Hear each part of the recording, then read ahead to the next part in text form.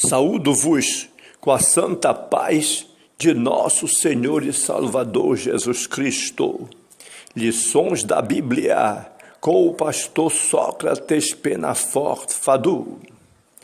Cristo no Antigo Testamento.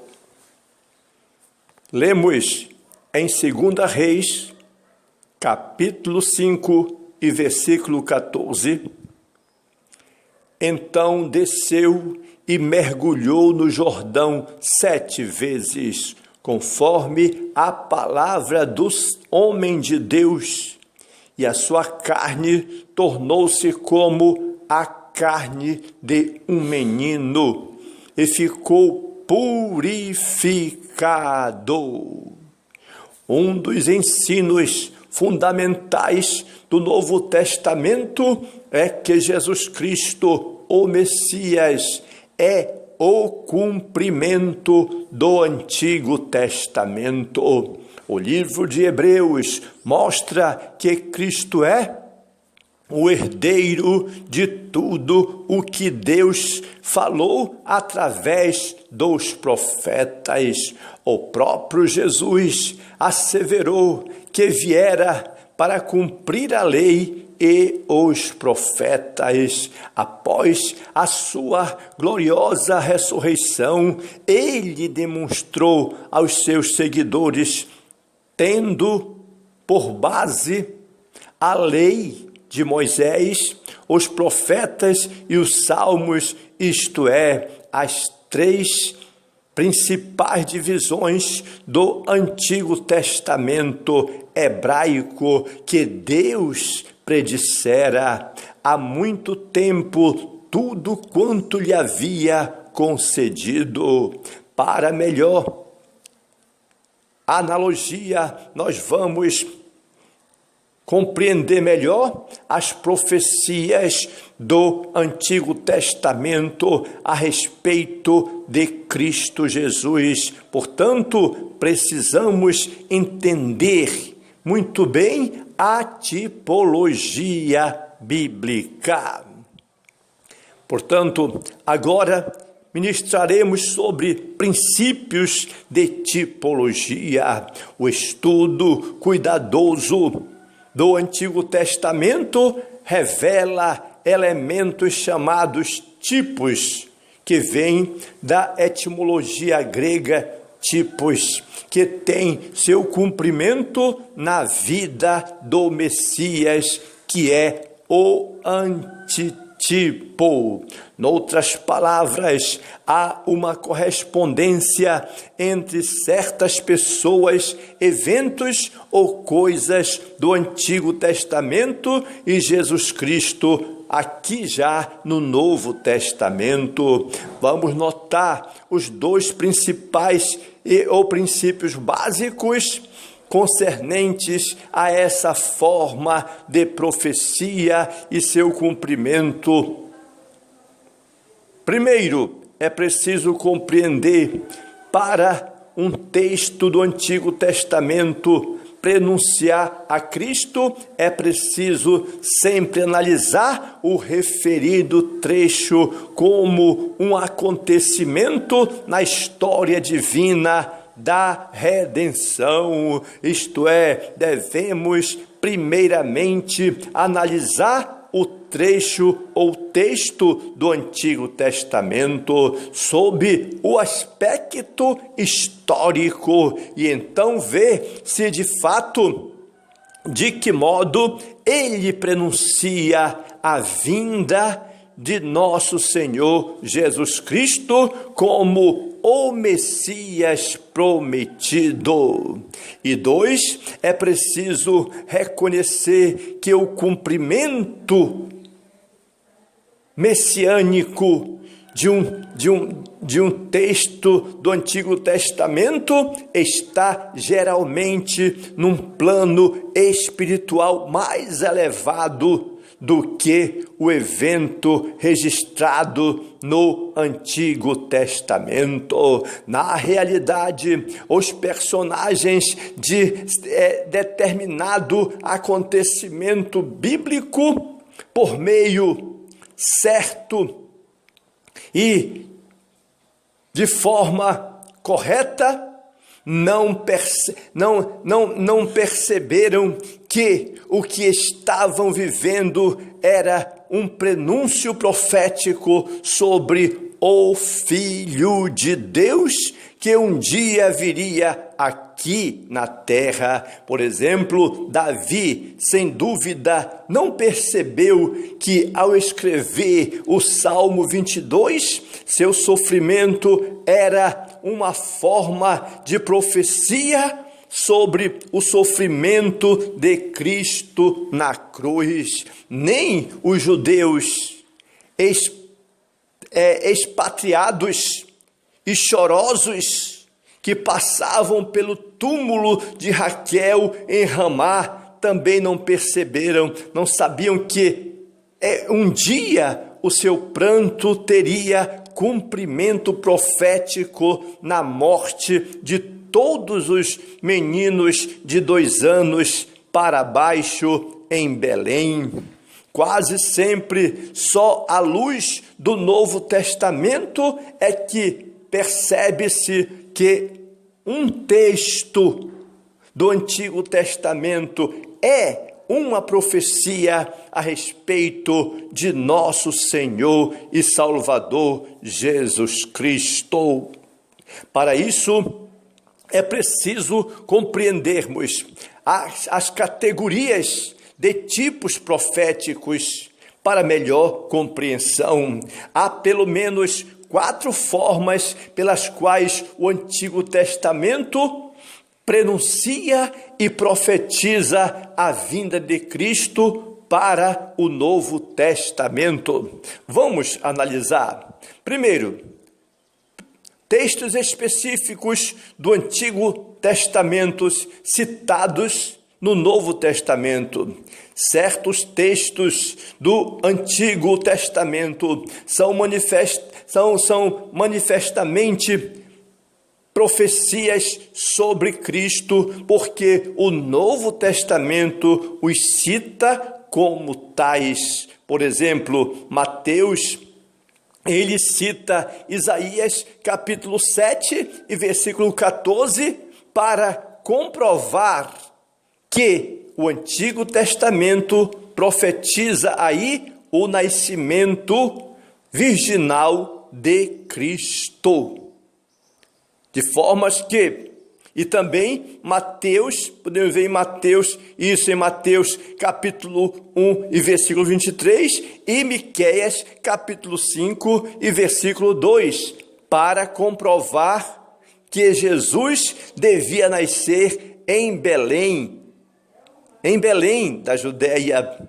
E Mateus capítulo 2 e versículo 6. Marcos observa aos seus leitores, aqui em Marcos capítulo 1 e versículo 2 e 3, que a vinda de João o Batista como precursor de Cristo fora profetizada tanto por Isaías, aqui no capítulo 40 e versículo 3 de Isaías, quanto por Malaquias, aqui no capítulo 3 e versículo 1 de Malaquias. Zacarias predisse a entrada triunfal de Jesus em Jerusalém no domingo que precede a Páscoa. Podemos analisar esse texto aqui em Zacarias capítulo 9, versículo 9, e comparar com Mateus capítulo 21 e versículo 1 a 5 e João capítulo 12 e versículo 14 e 15. A experiência de Davi que está descrita no Salmo 22 e versículo 18, prenuncia os soldados ao derredor da cruz, dividindo entre si as vestes de Jesus, conforme está provado em João capítulo 19 e versículo 23 e 24. E sua declaração ainda que Davi fez no Salmo 16, versículo 8 a 13, quando é interpretada como uma clara predição da restauração de Jesus, que fora comprovada aqui em Atos dos Apóstolos, capítulo 2, versículo 25 e capítulo 13, versículo 35. Já o livro de Hebreus afirma que Melquisedeque é um tipo de Cristo, nosso eterno sumo sacerdote. Muitos outros textos ou exemplos poderiam ser citados aqui neste momento, porém, vamos ficar com esses para a nossa meditação.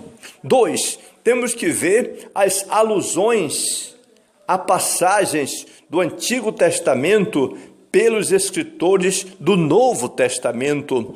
Outra forma de revelação de Cristo no Antigo Testamento consiste em passos do Novo Testamento que, mesmo sem citação direta, referem-se a pessoas, eventos ou objetos do Antigo Testamento, prefigurando profeticamente a Cristo. Por exemplo, no primeiro de todos os textos aqui proféticos da Bíblia, temos Gênesis, capítulo 3, versículo 15.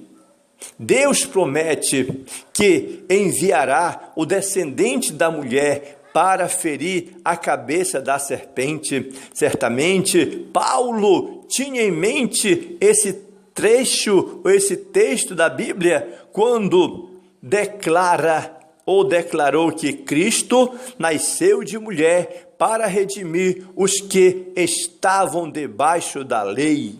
João, igualmente, declara que o Filho de Deus veio para desfazer as obras do diabo. A referência de João o Batista a Jesus como o Cordeiro de Deus que tira o pecado do mundo recua vai iluminar, olhar, vai recuar lá para o livro de Levítico, capítulo 16, e também para Isaías 53, versículo 7, a referência de Paulo a Jesus como nossa Páscoa. Na verdade, revela que o sacrifício do Cordeiro Pascal profetizava a morte de Cristo em nosso favor. O próprio Jesus declarou que o ato de Moisés ao levantar a serpente no deserto era uma profecia a respeito dele, quando pendurado na cruz estava a serpente no deserto. Era uma profecia a respeito de Cristo quando ele foi pendurado no madeiro. E quando João diz que Jesus, o Verbo de Deus, participou da criação de todas as coisas, não podemos deixar de pensar no Salmo 33 e versículo 6, que diz: pela palavra do Senhor foram feitos os céus. Essas são apenas algumas alusões no Novo Testamento a passos do Antigo Testamento referentes a nosso Senhor e Salvador Jesus Cristo. Temos ainda que analisar pessoas, eventos ou objetos do Antigo Testamento que apontam para a redenção.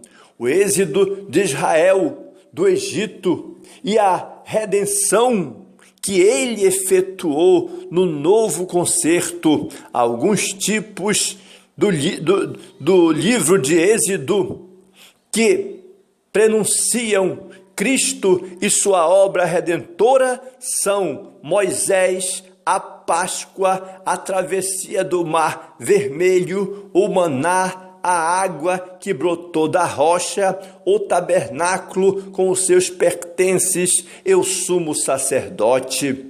Ainda temos que levar em conta e considerar eventos do Antigo Testamento que prefiguram o modo de Deus lidar com o crente em Cristo. Muitos fatos do Antigo Testamento constituem uma das formas de Deus lidar com o seu povo, tendo seu real cumprimento em Jesus Cristo. Notemos os seguintes exemplos.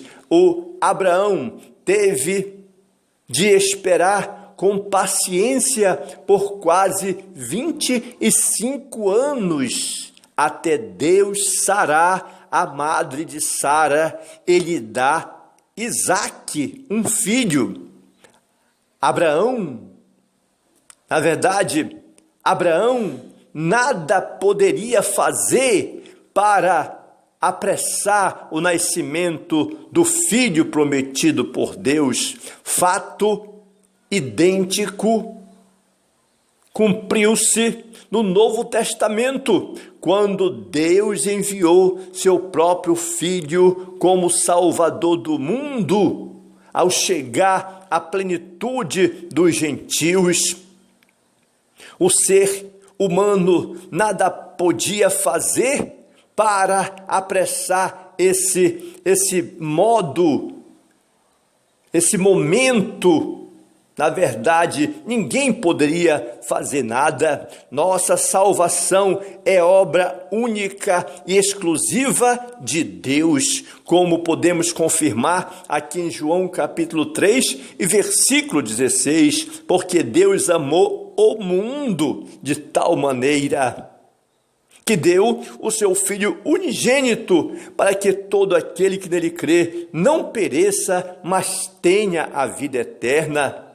E também jamais foi pelo esforço humano essa salvação. Podemos perceber, antes dos israelitas serem libertos do Egito pelo poder gracioso de Deus, quando eles estavam em aflição, eles clamavam por socorro contra seus inimigos. Temos aí um indício profético do plano divino da nossa redenção em Cristo. O pecador, antes do seu livramento pela graça de Deus, do jugo do pecado e dos inimigos espirituais, precisa clamar arrependido e recorrer à graça salvífica de Deus. Todos aqueles que invocarem o nome do Senhor serão salvos. Como também precisamos analisar quanto a Naamã, o sírio. Ele buscou a cura da sua lepra, recorrendo ao Deus de Israel, recebeu a ordem de lavar-se 7 vezes no Rio Jordão. Essa ordem inicialmente provocou ira nele, o qual a seguir humilhou-se e submeteu-se ao banho no Jordão para ser curado.